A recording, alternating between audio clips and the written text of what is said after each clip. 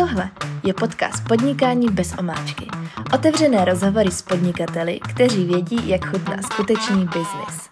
Tak dobré odpoledne, zdravím všechny podnikavce. Tohle je podcast Podnikání bez omáčky a je mi tady velkou ctí, že můžu přivítat tady tebe, Kamilo.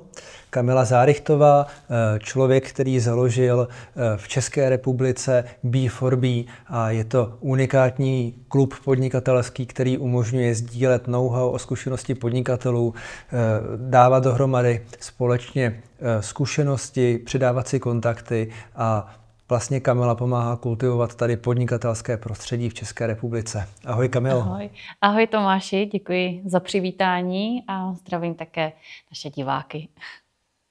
Společně bychom vás vlastně rádi tady přivítali na prvním podcastu. Podcast, jak jsem říkal, se jmenuje Podnikání bez omáčky a jeho hlavní pointou je to, že vlastně ukazuje, že podnikání není jako horská dráha, ani to není jako dálnice, kde se jede pořád rovně, ale je to pořádně hustá džungle, ve které každý podnikatel přináší do ní svůj vlastní příběh a má vlastní cesty. A právě tato platforma umožňuje sdílet jejich zkušenosti a podělit se s vámi o tom, jaké cesty, jaké pády a vzestupy je vlastně čekaly na jejich cestě, jak koukali na marketing kdysi, jak koukají na marketing nyní, jak se jejich pohled vyvíjí a kam to jejich podnikání směřuje. Takže pojďme na to, ve Sokolku. Já bych zahájil asi tím, že bych poprosil tebe, Kamilo, abys mě vlastně řekla, co tě vedlo k tomu, že jsi přinesla franšízu B4B z Velké Británie právě sem do České republiky a kdy to vlastně bylo? No, je to 16 let, takže v roce 2009 a mě k tomu vedlo. Já jsem tenkrát žila ve Velké Británii a trošku mě chybělo v České republice něco. Chybělo mě nějaké prostředí, ve kterém by mě bylo dobře. A na B4B v Británii jsem zažila, že se tam setkali podnikatelé a navzájem si chtěli pomoct. Navzájem chtěli sdílet úspěch. Navzájem si k němu chtěli dopomoct. A to mě tak jako oslovilo, že aha, tohle je prostředí, ve kterém se lidi navzájem posouvají, přejou si úspěch a chtějí se dostat dál. A říkala jsem si, že já sama jako toho součástí chci být, toho prostředí. No a tak vznikla ta myšlenka, že vezmu Business for Breakfast do České republiky. A ta forma obchodního modelu byla franšíza. A tak jsem to tady začala budovat. Prostředí, ve kterém můžu žít. A jaké byly vlastně první reakce lidí? Tenhle formát tady byl už obvyklý, anebo když jsi začala mluvit o networkingu pro podnikatele, co to v těch lidech vlastně v tu dobu vyvolávalo? No, tenkrát v roce 2009 ještě musíme říct, že já jsem žila těch 5 let ve Velké Británii a předtím jsem nepodnikala, takže jsem na oslovení místních podnikatelů šla takovou tou jako studenou cestou, že opravdu jsem je musela oslovit nějak. A no, úplně jako kladný ohlasy jsem neměla. Byly to třeba kolikrát dlouhý telefonáty o tom, jak tady nic takového fungovat nemůže. A tady nejsme v Anglii a tady nikdo s nikým nic sdílet nebude a setkávat se taky společně nebudou, proto aby se setkávali, že to si můžou jít do hospody. Takže jako ty začátky jako byly asi jak s každým novým produktem, který nikdo nepotřebuje. Jo?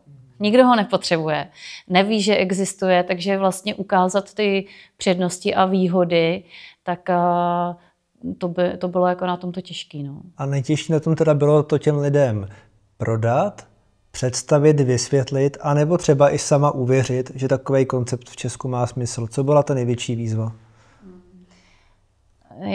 Já myslím, že jako uvěřit, že to může existovat, to nebyla moje otázka. Já jsem prostě byla rozhodnutá, že to tady vybudu, aby jsem tady mohla žít. A nevím, nejtěžší bylo asi takový to neustálý, jako ta nedůvěra těch lidí v to, že tohle nikdy fungovat nemůže. Jo? Takže jakože to bylo pořád takový čelit takovému tomu, to nikdy nebude fungovat. A co blízký okolí? Jak na to reagovalo, protože byl to krok do neznáma, úplně nový podnikatelský záměr a přece jenom, jak na to reagovalo? No, já ještě jako vůbec nepocházím z podnikatelského prostředí. A jako mnoho podnikatelů, kteří jsou na našich klubech, nemají kolem sebe podnikatelský prostředí. Takže patrně budou chápat. Já jsem si zažívala to, že mě teda nikdo nerozuměl, co jdu dělat. A vždycky řekli, jo, Kamilko, já nevím, co děláš, a určitě to budeš dělat dobře. Tohle přesně znám od babičky. Tomáš, já nevím, co děláš, ano. Ale dělej to dál. Jo, ale dělej to dál, tak přesně tak. A samozřejmě, že ti, co si mysleli, že si to dokážou představit, tak mi říkali, že určitě ať to nedělám, že ať se na to vykašlu a jdu dělat něco normálního. Takže bylo to jako náročný. Vlastně se mi vyměnil celý okruh lidí, se kterými jsem se vídala, protože teď se vídám často, jako mám přátelé z okruhu podnikání, že jo, se tím živím, že jo, je to činnost, kterou dělám. Ale dřív jsem vlastně měla jiný okruh známých, se kterými jsem se stýkala a tím mě teda zrazovali. V marketingu v dnešní době je obvyklý, že těch kanálů máme strašnou spoustu a možná se to tak někdy může zdát, že marketing a celkově teď ten biznis je taková jako hodně rychle tekoucí řeka, dokdy každý vlastně hodí to své marketingové sdělení, že jo, ten svůj budget a snaží se vylovit nějakou tu rybu. Ale ta doba marketingu se předpokládám dost změnila, že jo. Teď v dnešní době těch kanálů a sítí máme spoustu a najít ten správný recept pro sebe je docela těžký, ale v tom roku 2012 a v těch letech následujících ta situace byla trošku jiná. Jak jsi začínala s marketingem pro B4B, aby si dokázala překlenout právě tu dobu, kdy se něco startovalo? Mně to přijde, že to bylo o hodně jednodušší. Jo? Nejenom, že se doba změnila, ale řekla bych, že ta doba se pořád mění. Jo? Nejenom, že se změnila, ale pořád se mění a není konec a dlouho nebude konec. Ale tenkrát, v roce 2009, to byly velice poklidné vody. Na to, abych rozjela biznis, já jsem neměla ani pořádný web. Měla jsem nějakou přeloženou stránku, tenkrát z té Británie. A na to, abych byla vidět, tak vlastně stačil leták, jo, dopis nebo článek v časopisu. Jo. A nebo jsme měli potom články online, ale bylo to takový jednoduchý. Napsal se článek a ten se prostě někam umístil. Jo. Ať už v češtině, anebo pak i online podobě. Ale vlastně to bylo všechno a tak jako to stačilo. Jo. A samozřejmě pro mě marketing znamenal jako hodně osobní záležitost, protože jsem navštěvovala různé akce a konference a vlastně ten svůj osobní marketing, což B4B je, ústní podání marketingu nebo propagace, tak vlastně já sama jsem navštěvovala různé aktivity a bavila jsem se s podnikateli a vysvětlovala jsem jim, o čem to je a proč by se měli přijít podívat. Takže když si to vezmu teď, tak teď mnohem víc času zabírá, že se musíte věnovat takovému tomu nikdy nekončícímu proudu těch sociálních sítí a různých jako online médií a vylepší tohle a vylepší tamhleto a vlastně potom ten čas je pořád jenom jeden, že jo. Takže někde musíte jako ubrat, jo? Když chcete se věnovat tady tomuhle. A bylo to dřív kdysi víc o těch vztazích anebo o těch kampaních? Potažmo vlastně ty vztahy přece i v dnešní době na těch sociálních sítích se vytvářejí, ale mě by to zajímalo z tvýho pohledu, protože ta doba byla prostě trošku jiná, no jenom vlastně tím, že to bylo před covidem, který nás strašně jakoby dostal do toho online světa, ale jak to vidíš ty? Byly vztahy v tu dobu v rámci podnikatelské komunity důležitější než teď? No, já si hlavně myslím, že jako vztahy v onlineu Jako úplně bych neřekla, že si člověk v onlineu dokáže vybudovat nějaký jako super vztah. Jo. Přece jenom v onlineu máme nějaké omezené možnosti na to něco vůbec tvořit. Může tam být obchodní schůzka, může být opakovaná a tak dál, ale to, že se s někým potkáte jako osobně, tak vlastně na něj můžete působit jako jinými smysly, které jsou mnohem víc vnímatelnější než to, co funguje jako v onlineu. A záleží, kdo co hledá. Jo? Já si myslím v dnešní době, že je to o tom výběru. A vyplatí se, a co považuji za funkční marketing, když si firma kolem sebe tvoří komunitu, kterou zajímá a baví ten produkt, který dělá a z toho důvodu ho chce sledovat a nějak toho být jako součástí a nechat to vlastně na sebe působit. Jo. Ale vztah, pokud bychom řekli fyzický a online, tak vždycky ten největší užitek je z toho fyzického, osobního. Na tom je vlastně B4B nebo Business for Breakfast založeno, že vlastně ty osobní vztahy se vytvářejí skrz pravidelná setkání a je to teda něco, co je signifikantní pro B4B od samého začátku. To je takový ten základní marketingový kanál, aniž bych ti chtěl něco podsouvat, který se v DNA B4Bčka line od samého začátku a je to teda něco, co jsi nemusela opustit. Ale je tam něco, co si v rámci toho vlastního brandu, toho B4Bčka od toho začátku opustit musela? Něco, co už se ukázalo jako nefunkční po nějaký době? V rámci toho marketingu.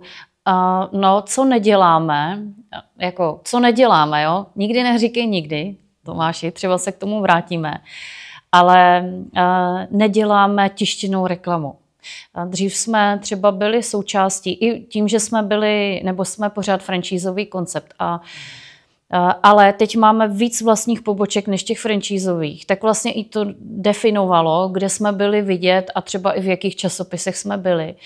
A teďka nejsme v časopise, nejsme v tištěné reklamě. Mm-hmm. A kdybychom měli jako vydefinovat základ toho brandu B4B, jaký to podle tebe jako je ten základ? Jo? Co definuje ten silný brand? A teďka přesně nevím, jak bych... Co definuje silný brand vlastně B4B? Protože vy jste něco na začátku s tím týmem budovali a něco vzniklo, že jo? A to něco je podle mě založené na těch vztazích a ukazuje, že ta důvěra mezi těma podnikatelema může vzniknout, můžou si pomoct. A já vlastně přemýšlím nad tím, co to je DNA, podle to DNA, no. Protože vlastně tohle celé jako nějak muselo vznikat. Chápu, že něco bylo třeba převzatý z té matky, že jo, protože to je franšíza, ale stejně vidím i tím, jak tě znám, že v tom je velký kus tebe. Ale pořád je to, bych řekla, to samé. To DNA je pořád stejný, protože B4B dělá efektivní networking, který podnikatelům usnadňuje cestu k novým obchodním příležitostem. Jo. A to se prostě nemění. A díky tomu, že se podnikatelé v našich klubech pravidelně setkávají, tak mezi sebou tvoří něco, co v onlineu nikdy nevytvoříte. Online je takový jako na povrchu. Ale tvoříme vztahy, které jdou do hloubky, kde vzniká chuť a důvod pro sebe vzájemně něco udělat. A jako čistě logicky, když se spolu setkáme za rok 20krát, tak máme 20krát příležitost se spolu bavit a něco se o sobě dozvědět. A z těch 20 setkání 100% něco vypadne.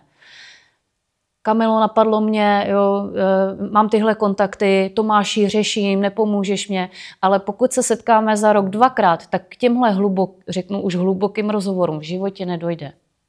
Takže tu hloubku, a to tam pořád je, ta efektivita toho networkingu má základ v pravidelném setkání. A je náročný ty podnikatele přesvědčit, že nemá cenu podceňovat vztahy? No, náročný. Někdo to vidí a rozumí tomu hned a pro někoho to není téma, protože jako pro něj funguje to po povrchu, jo? A hledá spoustu jako ne hlubokých vztahů, ale spoustu, řekněme, klientů, zákazníků, ze kterých dokáže dělat obchod. Jo, ale vlastně B4B a ty opravdové vztahy mají generovat ještě něco víc než obchod. Mají generovat příležitosti pro rozvoj týmu, pro to, jak nedělat chyby nebo jak lépe zpracovat růst firmy a podobně. Jo. Pobavit se o podnikání prostě s reálnýma lidma. A kolik teď vlastně má B4Bčko členů, nebo jak ta komunita je vlastně velká? Tak aktivních členů, kteří se pravidelně ty každý 2 týdny nebo jednou za měsíc schází, je zhruba kolem 300 a schází se v 18 městech. A samozřejmě, že jako my taky nespíme někde v historii, v pravěku, ale zařazujeme online do toho našeho života. Takže byť každý se schází v jiných klubech, v jiném městě, tak mají i možnost se propojit a vlastně díky onlineu získat z celé České republiky, z celé té sítě něco víc, než když to bylo dřív a ten online vlastně nás takhle nepodporoval. Takže my jsme ho zařadili a trošku ho využili a rozšířili si možnosti. Přece jenom to je teď nějaký jakoby ten cíl, kam ses dostala. A mě by vlastně zajímalo, jaký bylo třeba nejhorší období na té cestě, kdy už fakt si říkala, jako kudy dál, mám to vůbec zapotřebí, bylo takový období vůbec? A co tě případně drželo nad vodou? Jo, a já myslím, že těch jako období přichází dost v podnikání. Nevím, možná bych řekla, že nejtěžší období pro jako každého člověka ve firmě, když cokoliv buduje, když se setká jako s tím, že ho někdo jako zradí nebo podrazí. A to pro mě vždycky byly takové jako těžké období. Ani ne překlenout nějakou tu situaci, ale vlastně takový to osobní, že vždycky jdu do těch vztahů naplno, co nejvíc jako upřímně a férově, protože přece jenom já poskytuju a snažím se, aby to bylo co nejlepší. A vlastně, když se jako cítíte jako podvedení nebo zrazení, tak jako to osobní, co to zanechá v člověku, tak přesto se jako dostává nejhůř. Ale jako to se v biznesu děje všem, ale jako je to těžký. Pro mě to bylo asi těžký, když se mi tohle třeba stalo. A byla zatím třeba i nějaká tvoje chyba, kterou si tím šla naproti? No, chyby určitě děláme všichni. Nejde říct, že když se něco nepovede, že za to může jenom někdo a ten druhej ne. Vždycky je to asi souhra nějakých situací, který jako vyústí v něco. Jo. Ale poučila ses nějaký takový chyby. Klidně buď konkrétní. Tady to je bez omáčky. Jo, vždycky se poučím. Vždycky, když se stane nějaký jako problém a nějaká spolupráce nedopadne dobře, je dobrý se na to podívat a říct si, jak jsem se tam dostala, proč jsem se tam dostala, co jsem mohla udělat líp a co udělám líp do budoucna. Takže jako vždycky jsem se jako z každý jako takové chyby, bych řekla, poučila a jako jedeme dál. Chápu, že takových jakoby těžších momentů v tom podnikání je hodně, ale mě by vlastně zajímalo, jak se tvůj pohled na podnikání vyvíjí v průběhu těch let, jo? Protože vlastně člověk vstupoval do něčeho s menšíma množstva zkušeností, tak to prostě je. A najednou ty jsi unikátní člověk v tom, že má kolem sebe obrovské množství lidí, který vlastně do toho přinášejí, do toho networkingu a do těch setkání kus sebe. A to musí člověka strašně formovat. Jak se to formovalo jako u tebe? No, já za dobu toho, co podnikám, jsem jako navštívila jako bezpočet vzdělání. Prošla jsem mentoringama, coachingama. Vždycky jsem se snažila dělat to nejlepší pro to, abych mohla dělat co nejlepší firmu. Že jo? Takže člověk jde, hledá a učí se a myslím si, že to je jako nikdy nekončící proces. Jo. Teď zase máme vlastně, teď je to na trhu úplně jinak, než když to bylo před 5 lety nebo před 10 lety. Jo. A člověk, pokud nebude pro to něco dělat a učit se a posouvat se dál,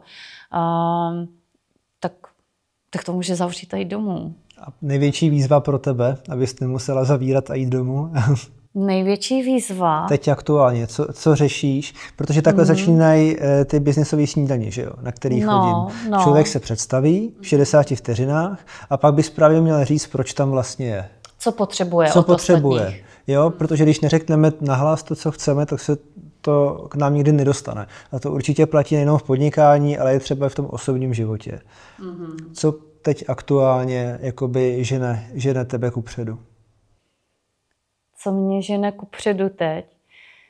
Mně se to furt líbí. Jo? Já ráda podnikám a na B4B mě baví to, že vlastně díky tomu, jak je proměnlivý trh, tak i to B4B je proměnlivý, protože vlastně reaguje na potřeby podnikatelů. A ty jsou jiný, než byly před 5 lety a jiný, než před 10 lety. Takže klidně konkrétní. Tohle je nesmírně zajímavý téma.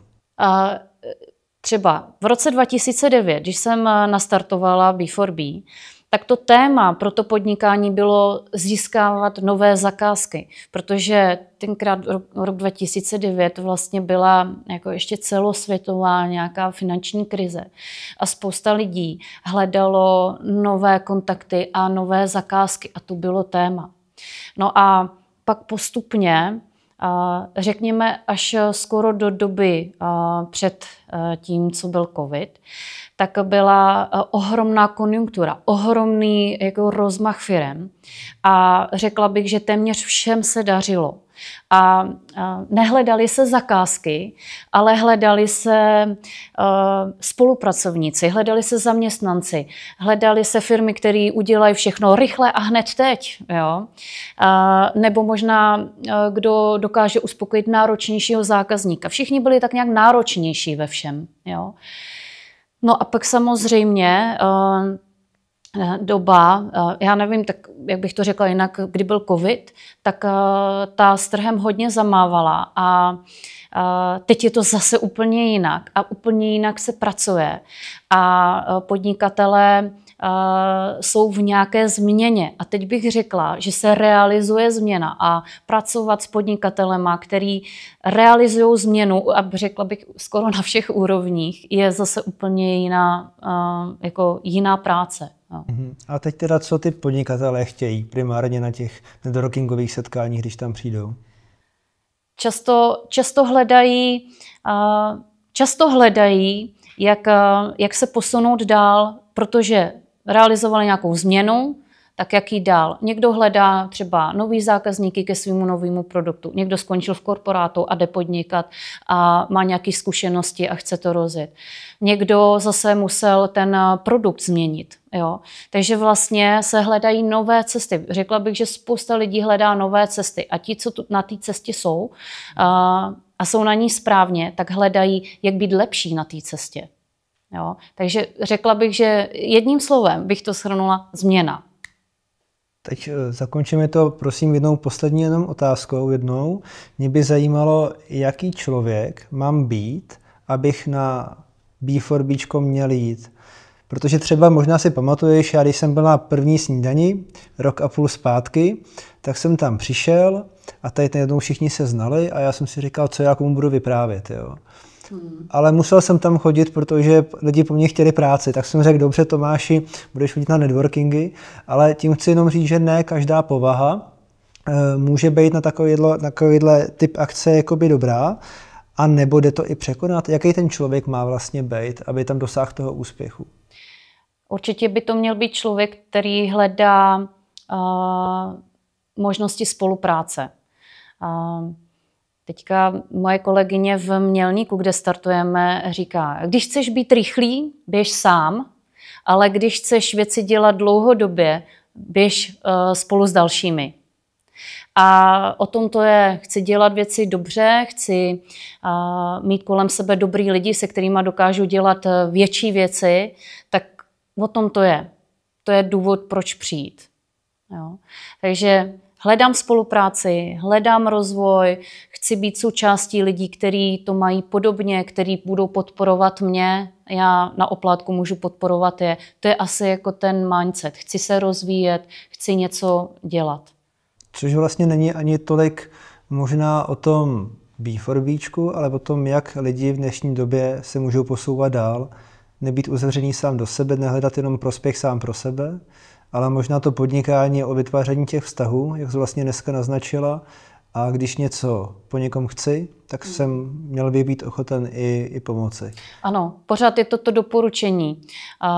Chci získat doporučení, chci růst prostřednictvím doporučení a jsem ochoten doporučit. Těmhle lidem to funguje.